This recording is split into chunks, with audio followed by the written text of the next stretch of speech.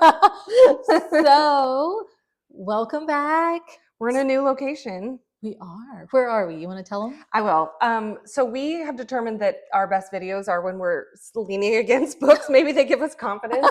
But we are in the Mount Laurel Library in the Shelby County Library system. And it is a teeny tiny little library, but it is delightful. And so cute.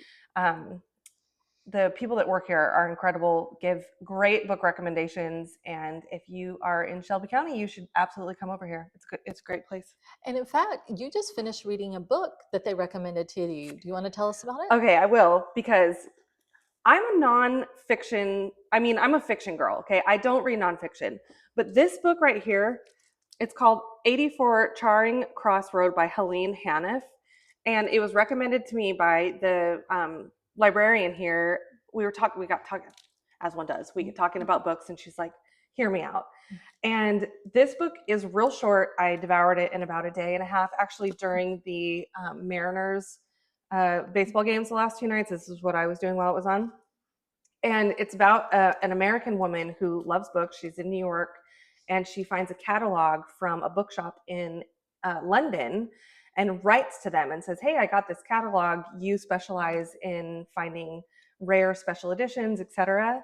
And it is about 20 years worth of their correspondence in letters back and forth, not only just with one person, but then she gets to know the entire staff of the bookshop, the wife of the manager, and it's an absolute delight. I finished it yesterday. I was planning on returning it.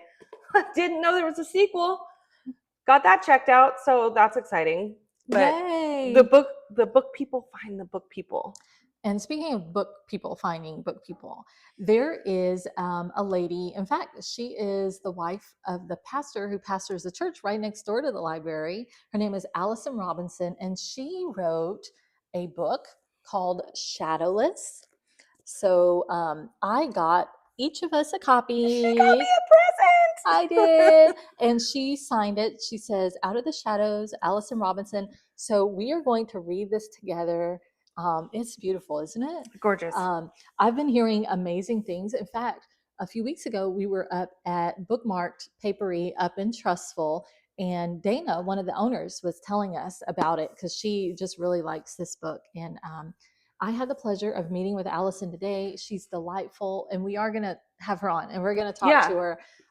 But we want to read the book first, so we can also talk about her book. But I'm excited about it too. So the book club that I frequent at On Tap Liberty Park did this book when it came out. I think the first month it came out, and I don't even have any spoilers. But what I do know is that people loved it, and that it is a YA fantasy, but it's a YA fantasy that's done really well. So if you read adult fantasy, it's going to give you what you need, is what I was told. So I'm excited about it. And for all you indie authors out there, that was one thing Allison and I talked about today, is that you met with her today? I met with her today. Oh, wow. We had coffee at O'Henry's. I'm jealous. So we had coffee, and one of the things she was saying is that the lady who did the I forget the books she mentioned. Stephanie Meyer. She was the agent for Stephanie Meyer and someone else, but she was really interested, but she just didn't have the bandwidth to take on Allison and promote it the way it needed to.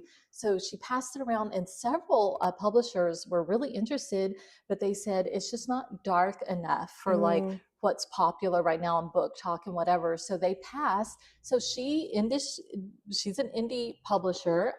It's all done locally, but wow. I think that's a shame, because if you think about it's not dark enough, or it doesn't have enough of the spice, all the smut people want.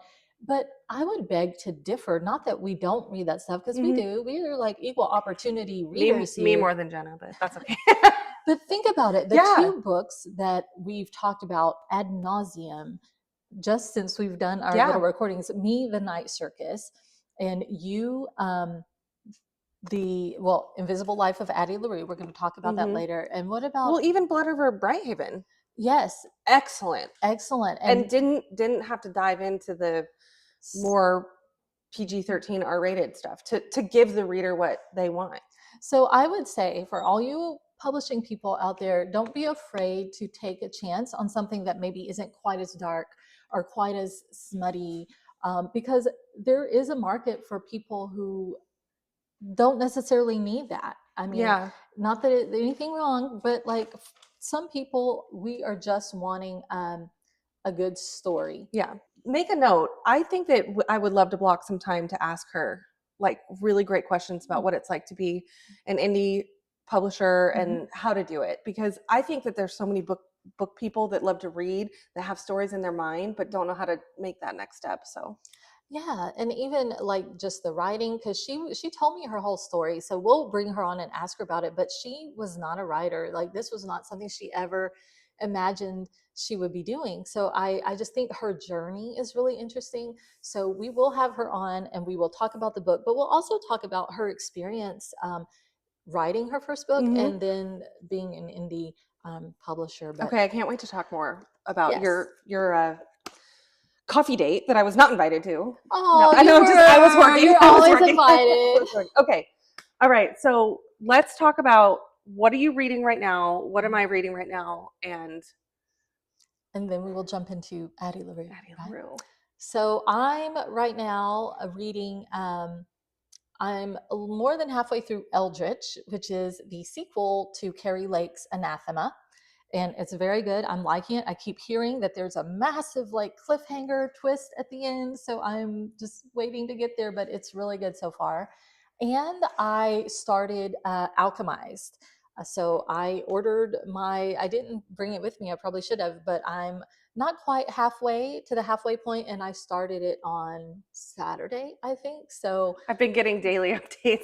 It's awesome. I'm really liking it. It's really good. It's intense. Very intense. It's like carrying around a bookshelf in itself. Yes. It's a thick book. I mean, so yes, it's intense. Over 1,000 pages.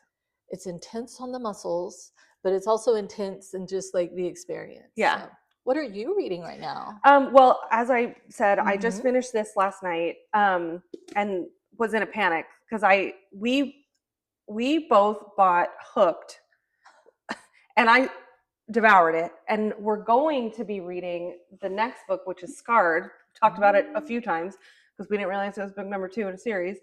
But I don't want to get too far ahead of Jenna, so I'm just carrying it around like until Jenna catches up, like a psychopath. So, but tell us about Hooked. Okay, so, well, but you with no spoilers, but you can still tell. Like, did you like it? I did like it. Okay, it's a Peter Pan retelling. Okay, and there's no magic. All the characters are people. I thought it was really ridiculous that in the beginning of the book, the author's like, "This is not a retelling." Like, babe, the characters' names are Pan, Hook. There's not a Tinkerbell, but her name is Tarabelle. Oh, so it is a retelling, but it was very fun.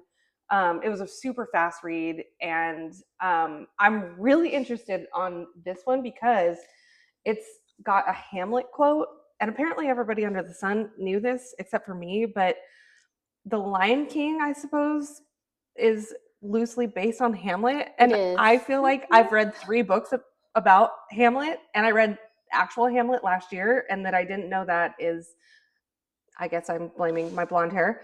But this is going to be a Lion King Hamlet retelling. So that's exciting. And then today I did start this. This is Lost and Lassoed, checked out from the library here.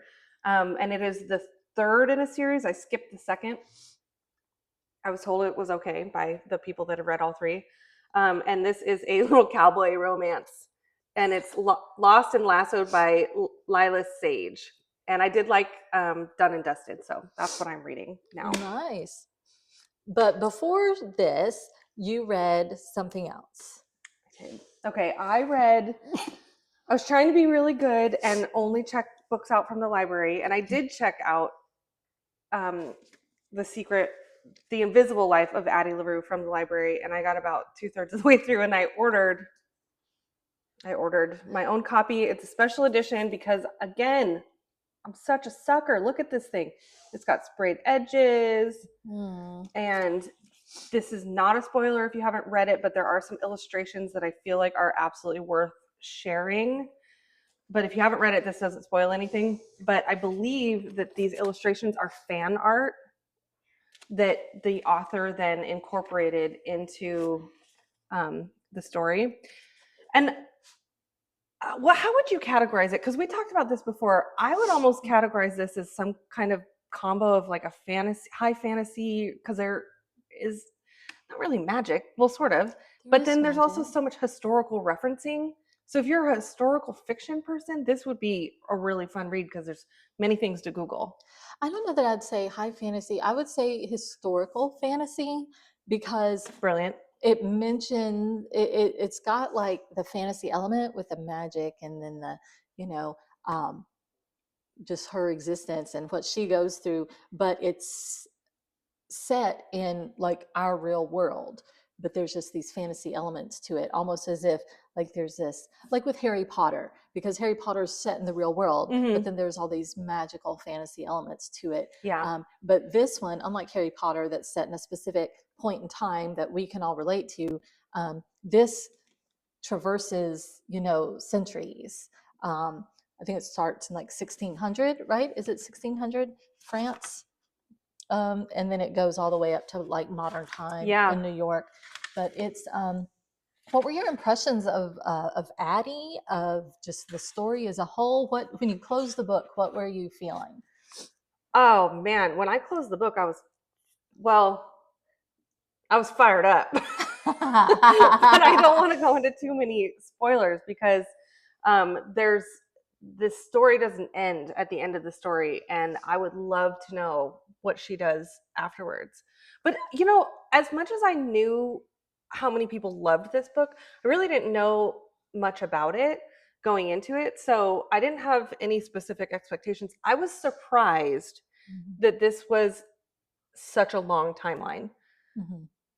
So, I mean, I think if we're going to talk about this, we need to explain why it's such a long timeline. Yeah. I mean, it's so not really a spoiler because it happens at the very beginning, but yes, she's a girl in like 1600s France, and her parents are trying to get her to marry this one guy in her village so she won't be an old maid. And she flees on the night of her wedding. So very like 1600s runaway bride, think that. And she is pleading with the gods or whoever is out there to save her so she won't have to marry this guy. And someone answers. Well, and she was warned, you know, you can pray to the old gods, but never pray to the gods that answer after dark. Yes. Well, she was in such a runaway bride state that she didn't realize that the sun had set. And so the gods that she had been praying to and, you know, working with, I would say, were not the ones that answered at that time. And she made a deal. She made a deal. And you never make a deal. Don't make a deal. Yeah, she made a deal. And you'll have to see the intricacies of the deal that she made and how it affected her life, because basically she like lived forever, but without making a mark on anything. And you'll have to read it. We're not going to say much more than that, but I think we should go later into like a full deep dive spoiler version of this book. Yes. When we have more time. Because they close at 6, so we got to go.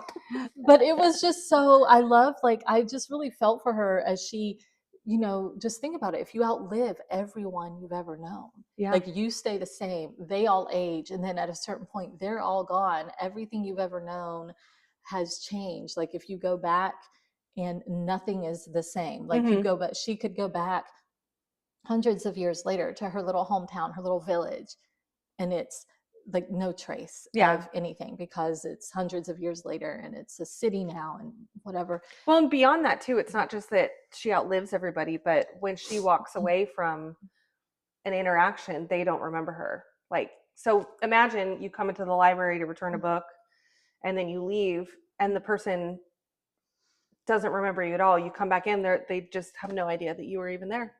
Yeah. I mean, so there's no continuity. So she's basically living her life like alone all these she's hundreds like a of ghost. years. It's really sad, but it makes you think like what would life be if you are kind of like a ghost, like no one remembers you, no one knows who you are. It's just so I loved it too. I loved it too, and I just thought that her resilience was like absolutely inspiring. Yeah, it was. It was. So that's it for us. This one's short and sweet, but if you've read any of the books we talked about, please comment. Let us know what you liked, what you didn't like. If you have any recommendations for us, we're totally open to recommendations for other books we should read. Or if there are any that you would like us to cover, right? Yeah. Like that you'd like us to read and do a deep dive in. And we'll do a more with Invisible Life of Addie LaRue. Yeah. We just wanted to update you guys. Yeah. So And we'll do a full deep dive spoiler version of Addie LaRue, and then when you get through Hooked, we're doing that, and I'm going to do my very best not to move on to Scarred. Okay. Pray for me. You can do it. I can do it. You can do it. So see you later. Happy reading.